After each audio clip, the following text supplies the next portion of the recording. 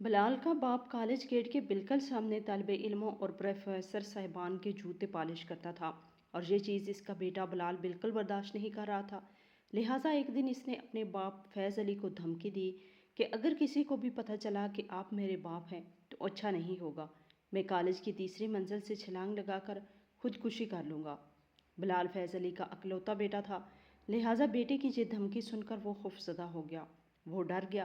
اس نے اپنا سامان اٹھایا اور کالج گیٹ کے سامنے کی بجائے ریلوے اسٹیشن میں جا کر مسافروں کے جوتے پالش کرنے لگا۔ بلال اب کافی خوش تھا، وہ مطمئن تھا کہ اس کا سامنا اس کے باپ سے نہیں ہوگا اور اس کا باپ اب اسے شرمندہ نہیں کرے گا۔ بقول اس کے اگر کسی طالب علم کو پتہ چل گیا کہ اس کا والد جوتے پالش کرتا ہے تو وہ شرم سے پانی پانی ہو جائے گا۔ ایک دن کالج کے پرنسپل نے بلال کو ایک خط دیا اور کہا کہ جا کر اپنے والد کو دے دینا۔ بلال حیران تھا کہ اس کا ان پڑھ باپ کیسے خط پڑھے گا اور پرنسپل میرے باپ کو خط کیوں لکھیں گے۔ اسے تجسس ہونے لگا اور اسی تجسس سے مجبور ہو کر اس نے وہ خط کھولا اور اس کے رونگٹے کھڑے ہو گئے، کیونکہ اس میں لکھا تھا کہ بلال کالج سے واپس آیا تو اپنی ماں پر ناراض ہونے لگا اور اسے کہنے لگا کہ میں نے کئی بار ابا سے کہا ہے کہ اپنا سامان جہاں سے اٹھائیں، کالج کے سامنے میرے کلاس فیلوز جوتے پالش کرواتے ہیں، ان کے علاوہ پروفیسر صاحبان کے بھی جوتے پالش کرتے ہیں، یہ بات مجھ سے برداشت نہیں ہوتی۔ اگر کسی طالب علم کو اس بات کا پتہ چلا تو میرا کیا ہوگا؟ میں تو اس کالج میں کبھی نہیں پڑھوں گا۔ بلال کی ماں خدیجہ نے کہا کہ بیٹا کسی کو کچھ نہیں پتہ چلے گا کہ یہ تمہارے باپ نے تم سے وعدہ کیا تھا۔ تمہارے باپ کو تو کوئی اور دوسرا کام بھی نہیں آتا، بس ایک ہی کام ہے جو وہ کر سکتا ہے، اسی کے ذریعے وہ روزی کما رہا ہے اور اس رزق سے ہی تمہیں پڑھایا لکھایا۔ بلال نے اپنی ماں کو جواب دیا کہ وہ میرے باپ کی ذمہ داری تھی، میں مانتا ہوں میرے باپ نے یہ ذمہ داری قبول کی اور پوری کی، لیکن اب وقت بدل چکا ہے، میں کچھ بننا چاہتا ہوں، میرا خواب ہے کہ میں بڑا آدمی بننا چاہتا ہوں۔ کاش کہ میرا باپ بھی ایک بڑا آدمی ہوتا، ایک ایسا شخص جس کا تعارف میں اپنے دوستوں کے سامنے کرواتا تو میرا سر فخر سے بلند ہو جاتا، لیکن افسوس کہ ایسا نہیں۔ ماں بیٹے کے درمیان گفتگو جاری تھی۔ اس کی ماں خدیجہ اب بھی یہی کہہ رہی تھی کہ بیٹا یہ پیسہ سب کچھ نہیں ہوتا، یہ پیسہ مال و دولت انسان کے لیے بہت بڑی آزمائش ہے۔ میں مانتی ہوں کہ تمہارا باپ جوتے پالش کرتا ہے، ایک غریب آدمی ہے، لیکن اس نے عزت کی زندگی گزاری، کسی کے ساتھ دھوکہ نہیں کیا، لوگ اس کی عزت کرتے ہیں، وہ رزق حلال کما رہا ہے، اور ان باتوں کو سمجھنے کی کوشش کرو۔ جب تمہارا والد واپس آئے گا تو میں اس سے بات کروں گی۔ تمہارے ایڈمیشن سے پہلے بھی وہ کالج کے گیٹ کے سامنے ہی جوتے پالش کرتے تھے، اس کی وہاں کافی اچھی دہاڑی لگ جاتی ہے، لیکن اب اگر تمہیں اپنے باپ کو دیکھ کر شرمندگی محسوس ہوتی ہے تو میں اس سے کہہ دوں گی کہ وہ اپنی جگہ بدل لے۔ بلال نے یہی کہا، ٹھیک ہے، بہتر ہے کہ آپ اس سے خود بات کریں، لیکن اگر آپ نے بات نہ کی تو میں خود اپنے باپ سے بات کروں گا۔ خدیجہ نے بیٹے کو سمجھایا کہ اپنے باپ سے ایسی ویسی بات مت کرنا، تم نہیں جانتے لیکن میں تمہارے باپ سے اچھی طرح واقف ہوں، وہ دل کے بہت احساس ہیں، کاش تم بھی اپنے باپ کی طرح حساس ہوتے تو ایسی باتیں کبھی نہ کرتے، لیکن بس ہر کسی کا اپنا اپنا ظرف ہے۔ لیکن میرا بیٹا، میں تمہاری ماں ہوں، میں اب بھی تم سے یہی کہوں گی کہ اپنا ظرف بڑا رکھو۔ کوئی آدمی بھی اپنے کام کے لحاظ سے بڑا یا چھوٹا نہیں ہوتا، آدمی کے پہچان کی اس کے اخلاق اس کے کردار سے ہوتی ہے۔ تو گھر سے چلا گیا، لیکن اس کی ماں اب پریشان تھی، وہ اپنے شوہر فیض کا انتظار کر رہی تھی۔ تقریباً شام کے وقت جب فیض واپس آیا تو اس نے دیکھا اس کی بیوی اداس ہے۔ اس نے اداسی کی وجہ پوچھی تو خدیجہ نے کہا، آپ کے بیٹے کو اعتراض ہے آپ پر۔ فیض اس سے کہنے لگا، کس بات پر اعتراض؟ خدیجہ نے جواب دیا، یہی کہ آپ جوتے پالش کرتے ہیں، لیکن اس سے بھی بڑا اعتراض اس بات پر ہے کہ اس کی کلاس فیلوز اور پروفیسروں کے جوتے پالش کرتے ہو۔ فیض نے اپنی بیوی سے کہا، اچھا تو یہ بات ہے، لیکن میں نے تو کسی کو نہیں بتایا کہ میں اس کالج کے سب سے برائٹ اسٹوڈنٹ کا والد ہوں، میں نے تو اپنی شناخت چھپائی ہوئی ہے۔ خدیجہ نے کہا، ہاں آپ نے اپنی پہچان چھپائی ہے، لیکن آپ کا بیٹا اتنا اعلیٰ ظرف نہیں، اسے اب بھی اس بات کا شک ہے کہ کسی نہ کسی کو اس بات کا علم ہو جائے گا، اور اگر کسی کو علم ہو گیا تو وہ اس کالج میں نہیں پڑھے گا۔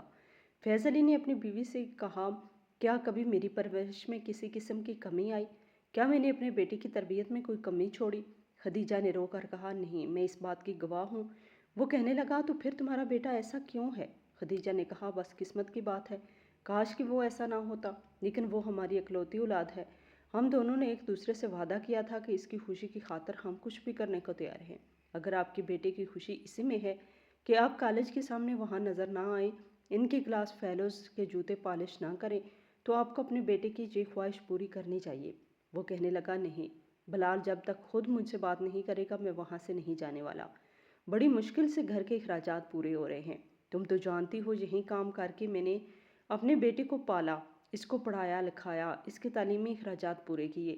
اب یہ کام میں کیسے چھوڑ سکتا ہوں، اور اس جگہ کو کیسے چھوڑ سکتا ہوں جہاں پر مجھے سب سے زیادہ کسٹمر ملتے ہیں، جو میری عزت کرتے ہیں، مجھے ان سے شکایت نہیں ملی۔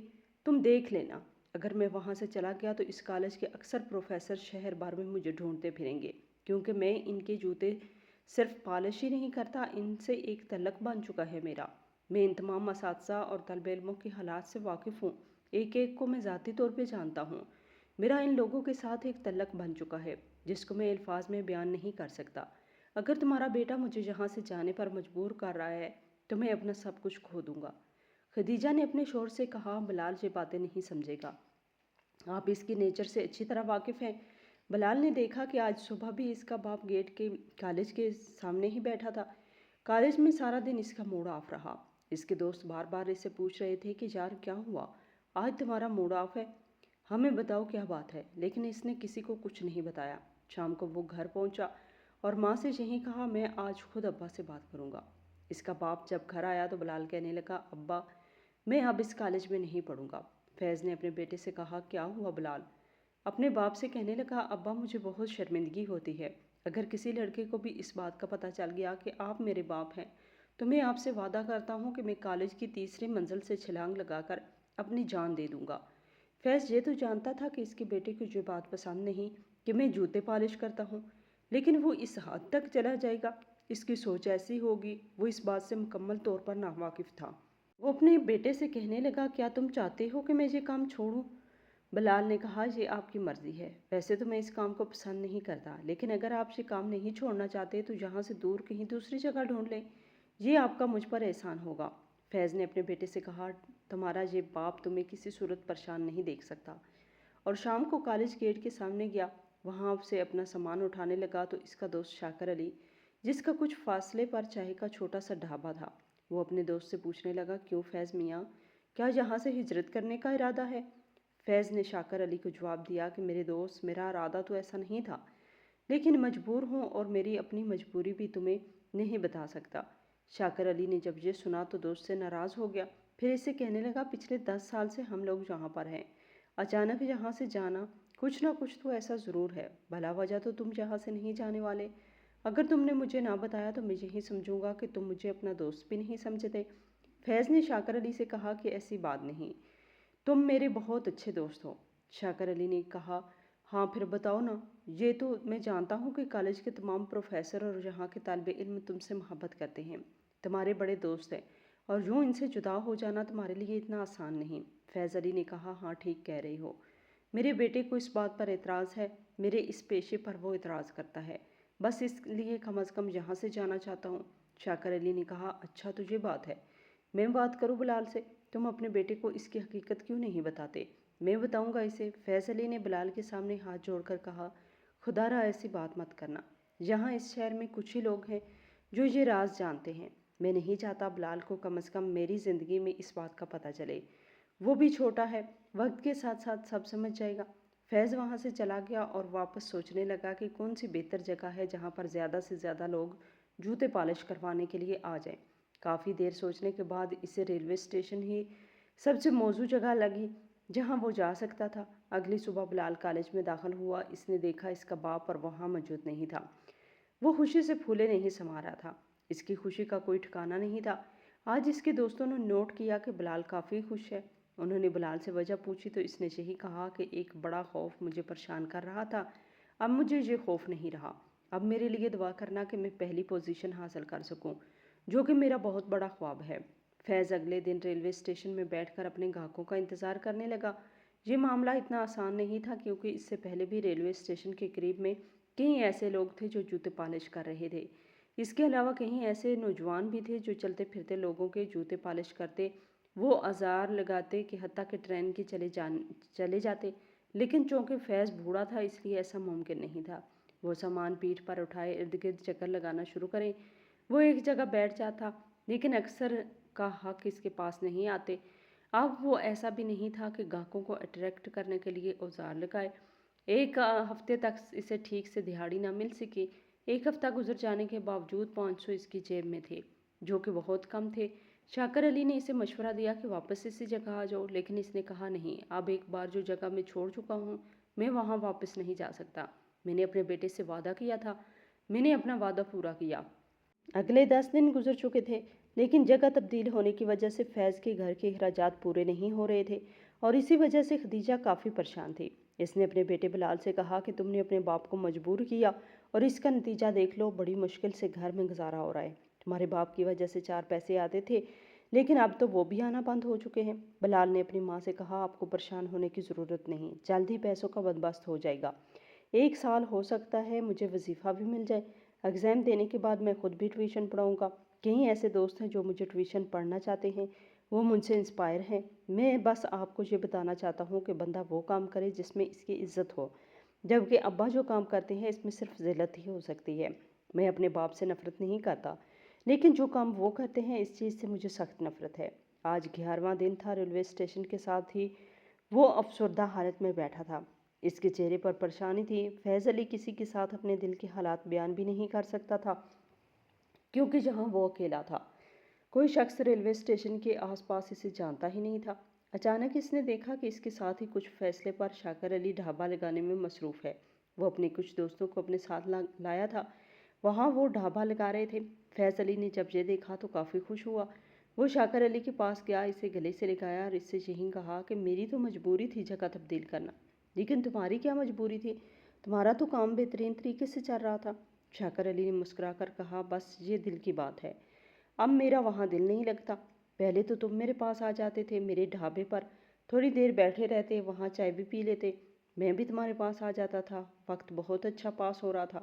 لیکن اب تو دن بدن میں کمزور ہو رہا تھا، تمہاری محفل مجھے نصیب نہیں ہو رہی تھی، میں بلڈ پریشر کا مریض بن چکا تھا۔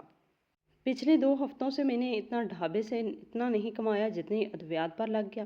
بیٹے سے میں نے بات کی تو بیٹے نے مشورہ دیا کہ آپ دوست کے پاس ہی چلے جائیں۔ میرا بھی یہی ارادہ تھا، سو تمہارے پاس آ گیا۔ یہ سن کر فیض علی کی آنکھوں میں آنسو جاری ہو گئے۔ شاکر علی نے اپنے دوست کو گلے سے لگایا، پھر اس سے کہا کہ پریشان ہونے کی ضرورت نہیں، اب تمہارے پاس گاہک ضرور آئیں گے۔ جو لوگ میرے ڈھابے پر چائے پینے کے لیے آئیں گے وہ تمہارے پاس بھی جوتے پالش کروانے کے لیے ضرور آئیں گے۔ اور سچ پوچھو تو میرا مقصد بھی یہی تھا کہ میں اپنے ڈھابے کے ذریعے تمہارے لیے گاہک لے کے آنا چاہتا تھا۔ شاکر علی نے اپنے دوست کے لیے جو کیا وہ اپنے مقصد میں کامیاب ہوا۔ دونوں کا چھوٹا سا کاروبار دوبارہ چل پڑا، گاہکوں کا وہاں رش ہونے لگا۔ جو لوگ شاکر علی کے ڈھابے سے چائے پینے کے لیے آتے وہ ضرور فیض علی کے پاس بھی جاتے، اور فیض کے پاس آنے والے گاہک شاکر علی کے ڈھابے پر بھی جاتے۔ ان کے پرانے دوستوں نے بھی ان کا پرانا ساتھ نہ چھوڑا۔ فیض علی کی آنکھوں میں آنسو جاری ہو گئے جب کالج کے وہ طالب علم جو اکثر اس کے پاس آتے، فیض علی کی نصیحت سنتے، اس سے اچھی اچھی باتیں سن کر متاثر ہوتے۔ وہ پروفیسر جو فیض علی کے دوست بن چکے تھے، انہوں نے بھی اس کا ساتھ نہ چھوڑا۔ جوتے پالش کرنا تو ایک بہانہ تھا، دراصل وہ فیض علی کے پاس بیٹھتے، اس کے ساتھ باتیں کرتے اور اس سے یہی کہتے کہ آج ہمیں کوئی نیا واقعہ سناؤ۔ فیض علی کے پاس سنانے کے لیے بہت سی باتیں تھیں، کئی ایسے واقعات تھے جو اس نے اپنے دل میں چھپائے تھے، وہ جو لوگوں کو وہ واقعات بتا کر اپنے دل کا بوجھ ہلکا کرتا تھا۔ یہ دیکھ کر فیض علی کے چہرے کی مسکراہٹ دوبارہ آ گئی۔ یہی وہ بات تھی جو وہ سب سے زیادہ مس کر رہا تھا، اپنے پرانے دوستوں کو مس کر رہا تھا۔ آج بڑی سی گاڑی پر کالج کا پرنسپل بھی اس کے پاس آیا۔ اس نے فیض علی کو گلے سے لگایا، اس کے سامنے بیٹھ گیا۔ کافی دیر وہ دونوں آپس میں باتیں کرتے رہے، جبکہ شاکر علی حیرانگی کے ساتھ ان کو دیکھ رہا تھا۔ ایسے لگ رہا تھا جیسے فیض علی اس کا استاد ہے اور وہ کالج کا پرنسپل اس کا شاگرد۔ وہ دور سے دونوں کو دیکھ رہا تھا۔ فیض علی اسے کوئی اہم بات بتا رہا تھا، جبکہ پرنسپل صاحب بڑے ہی غور سے فیض علی کی وہ باتیں سن رہے تھے۔ وہ 20 منٹ تک اس کے سامنے بیٹھا رہا، پھر جھک کر اس نے فیض علی کا سلام کیا اور پھر واپس چلا گیا۔ شاکر علی اس کے پاس آیا اور پھر فیض علی سے کہنے لگا، تمہاری عقل مندی سے تو میں واقف ہوں، میں جانتا ہوں کہ تم فارسی میں بھی بہت ماہر ہو، بس یہی تمہاری بدقسمتی ہے کہ تمہارے پاس کوئی ڈگری نہیں۔ لیکن یہ پرنسپل صاحب اکثر تمہارے پاس آتے ہیں، ایسی کون سی باتیں ہیں جو تمہارے ساتھ یہ شیئر کرتے ہیں؟ فیض علی نے جب یہ سنا تو اپنے دوست سے کہا کہ میں تمہیں سب بتاؤں گا، لیکن میں ایک اچھے موقع کی تلاش میں ہوں، فی الحال میں تمہیں کچھ نہیں بتا سکتا۔ بس یہی سمجھ لو کہ یہ ہم سب کا ایک امتحان ہے، میرے بیٹے بلال کے ایگزام قریب ہیں، لیکن اس سے بھی بڑا امتحان اس کا اب شروع ہو چکا ہے۔ دعا کرو کہ وہ اپنے اس حقیقی امتحان میں کامیاب ہو۔ شاکر علی نے جب یہ سنا تو کہا کہ مجھے تمہاری باتوں کی سمجھ نہیں آ رہی۔ تم کون سے امتحان کی بات کر رہی ہو؟ فیصل نے اپنے دوست سے یہی کہا کہ میں تم سے کہہ چکا ہوں کہ سب تمہیں بتاؤں گا، بس تھوڑا سا انتظار کرو۔ اب یہ تمہاری بھی آزمائش ہے، میں دیکھتا ہوں کہ تم کتنا صبر کرتی ہو اور مزید کتنے دن یہ سوال مجھ سے نہیں پوچھو گے۔ شاکر نے کہا ٹھیک ہے، میں اب تم سے کوئی سوال نہیں پوچھوں گا۔ آج شاکر علی کے ڈھابے پر ایک بزرگ آدمی آیا تھا۔ وہ کافی پریشان تھا، رو رہا تھا۔ شاکر علی نے اسے چائے دی، پھر اس کے پاس وہ جیب میں ہاتھ ڈال کر پیسے دینے لگا تو شاکر علی نے پیسے لینے سے انکار کیا اور اس سے یہی کہا کہ آپ کہاں جا رہے ہیں اور اتنے پریشان کیوں ہیں؟ فیض علی بھی اس کے ساتھ موجود تھا۔ اس بزرگ نے کہا کہ میں اپنے بیٹے کے پاس کراچی جا رہا ہوں۔ شاکر نے کہا تو اس میں پریشان ہونے والی کون سی بات ہے؟ نظر نے اسے بتایا کہ پریشانی کی بات تو ہے، کیونکہ میں نے اپنے بیٹے کو اپنی آمد کی اطلاع نہیں دی۔ اب دل گھبرا رہا ہے کہ وہاں جا کر کیا بنے گا میرا بیٹا، مجھے دیکھ کر خوش ہوگا یا نہیں؟ شاکر نے کہا آپ تسلی رکھیں، وہ خوش ہوگا۔ آپ اس کے والد ہیں۔ یہاں پر بزرگ اپنے جذبات پر قابو نہ رکھ سکا اور اس نے کہا جس کے پاس میں جا رہا ہوں وہ میرا چھوٹا بیٹا ہے، لیکن اب جس کے ساتھ میں رہتا تھا اس نے میری ذمہ داری سے ہاتھ کھڑے کیے اور یہی کہا کہ ابا آپ بیمار رہتے ہیں، ہر وقت کھانستے ہیں، آپ کو یہ ٹی بی کی بیماری ہے، کیا آپ ساری ذمہ داری میں اٹھا رکھی ہے؟ آپ کبھی ذیشان بھائی کے پاس نہیں گئے۔ 6 ماہ آپ اس کے پاس رہیں اور اگر زندہ رہے تو 6 ماہ بعد واپس یہاں آ جانا۔ بس بیٹے کی اس بات نے مجھے اندر سے مار دیا۔ اب جو میں تمہارے سامنے بیٹھا ہوں یہ ایک زندہ لاش ہے۔ میں تو یہ بھی نہیں جانتا کہ میں اپنے بیٹے کے پاس جا سکوں گا یا نہیں، یا اس سے پہلے ہی میری موت ہو سکتی ہے۔ فیض علی اپنے جذبات پر قابو نہ رکھ سکا۔ اس بزرگ سے کہا کہ آپ اپنے بیٹے کا مجھے نمبر دیں، میں اس کو آپ کی آمد کی اطلاع دیتا ہوں۔ اس آدمی نے اپنے بیٹے کا نمبر دیا تو فیض علی نے اس کے نمبر پر کال کی اور اس سے کہا بیٹا تمہارا باپ تمہارے ساتھ رہنا چاہتا ہے، وہ تمہارے پاس آنا چاہتا ہے۔ تمہارے بڑے بھائی نے اسے گھر سے نکال دیا، اب وہ تمہارے پاس آ رہے ہیں۔ اگر تم چاہتے ہو کہ 20-25 سال بعد تمہارا بیٹا تمہیں گھر سے نہ نکالے تو اپنے والد کا استقبال کرنا، اس کا ٹھیک طریقے سے علاج کرنا، ورنہ دنیا کے ساتھ ساتھ تمہاری عاقبت بھی برباد ہو جائے گی۔ ذیشان اپنے بڑے بھائی کی طرح بیوقوف نہیں تھا۔ اس نے جیسے ہی یہ کال کی تو وہ رونے لگا اور کہا میرے باپ کو فون دیجیے۔ فیض علی نے اس کے باپ کو فون دیا تو ذیشان نے رو کر کہا بابا آپ نے یہ تکلیف کیوں کی؟ میں خود آپ کو لینے آتا، میں اسٹیشن پر آپ کا انتظار کروں گا، مجھے معاف کر دینا، میں پچھلے کئی دنوں سے آپ سے رابطہ نہ کر سکا، اپنے اس نالائق بیٹے کو معاف کر دینا۔ بزرگ وہاں سے روانہ ہوئے، حالانکہ وہ بیمار تھا لیکن اس کے چہرے پر ایک اطمینان سا تھا۔ وہ ٹرین میں سوار ہوا اور اس کے بعد ہاتھ ہلا کر اس نے شاکر علی اور فیض علی کو الوداع کہا اور اونچی آواز میں کہا کہ آپ لوگوں سے دوبارہ ملاقات ہوگی۔ بلال کے امتحانات ختم ہو چکے تھے، اسے نتیجے کا انتظار تھا اور نتیجہ آنے پر اسے بہت خوشی محسوس ہوئی کیونکہ اس نے پورے بورڈ میں پہلی پوزیشن حاصل کی۔ پرنسپل صاحب کی طرف سے پوزیشن لینے والے طالب علموں کو ہدایت کی گئی کہ ڈی سی صاحب کی طرف سے آپ لوگوں کو انعامات دیے جائیں گے، لہٰذا آپ اپنے والدین کو اپنے ساتھ لے آئیں۔ دوسری اور تیسری پوزیشن لینے والے طالب علم اپنے والدین کو اپنے ساتھ کالج میں لائے، جبکہ بلال اکیلا ہی کالج میں آیا۔ پرنسپل نے پوچھا کہ تمہارے والدین تمہارے ساتھ نہیں؟ جس پر اس نے جھوٹ بولا کہ ماں میرے ساتھ آنا نہیں چاہتی جبکہ میرے والد سخت بیمار ہیں، ان حالات میں میں نے اپنے ساتھ نہیں لے سکتا۔ بلال کو میڈل پہنایا گیا، انعام کے طور پر اسے 50,000 کا کیش دیا گیا، لیکن واپسی پر پرنسپل صاحب نے اسے ایک خط دیا اور کہا کہ جا کر اپنے والد کو دے دینا۔ وہ حیران ہوا کہ پرنسپل صاحب میرے باپ کے نام کیوں خط لکھے گا؟ ایسی کون سی بات ہے جو میرے والد سے کرنا چاہتا ہے؟ تجسس میں مجبور ہو کر اس نے خط کھولا، اس میں لکھا تھا فیض صاحب مجھے معاف کر دینا، میرا یہ ارادہ آپ کے بیٹے کو تبدیل نہ کر سکا، حالانکہ آپ کے بیٹے نے بورڈ میں پہلی پوزیشن حاصل کی، لیکن یہ میری ناکامی ہے، میں اور میرا یہ اسٹاف آپ کے بیٹے کی سوچنا بدل پائے۔ پرنسپل صاحب نے اس راز سے پردہ اٹھایا، آج وہ جس مقام پر ہے صرف اور صرف فیض صاحب کی وجہ سے ہے۔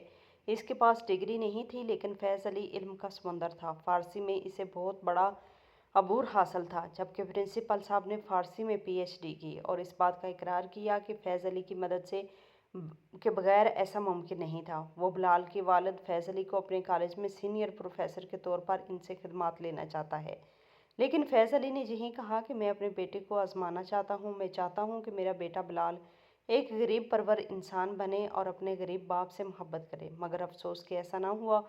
جیسے جیسے بلال وہ خط پڑھتا جا رہا تھا، سر سے پاؤں تک پسینے سے شرابور ہو رہا تھا۔ جب اسے اس بات کا پتہ چلا کہ فیض علی نے مجھے گود لیا تھا، گداگروں کی جھگی میں آگ لگی تھی اور سب جل کر راکھ ہو چکے تھے، لیکن فیض علی نے جان پر کھیلتے ہوئے اس بچے یعنی بلال کو بچایا۔ پھر لوگوں کے جوتے پالش کر کے اسے پالا۔ بلال اپنے باپ کی حیثیت کو جان چکا تھا، لیکن اپنی حقیقت کو بھی پہچان چکا تھا۔ وہ باپ کی طرف بھاگا، اس کی آنکھوں میں آنسو تھے۔ پہلی بار اس نے باپ کو گلے سے لگایا، اس سے یہی کہا کہ مجھے معاف کر دینا، میں آپ کو پہچان نہ پایا۔ آپ قدرت کی طرف سے میرے لیے ایک انمول تحفہ تھے۔ آپ میرے سب سے بہترین دوست تھے، جس کو میں پہچان ہی نہ پایا۔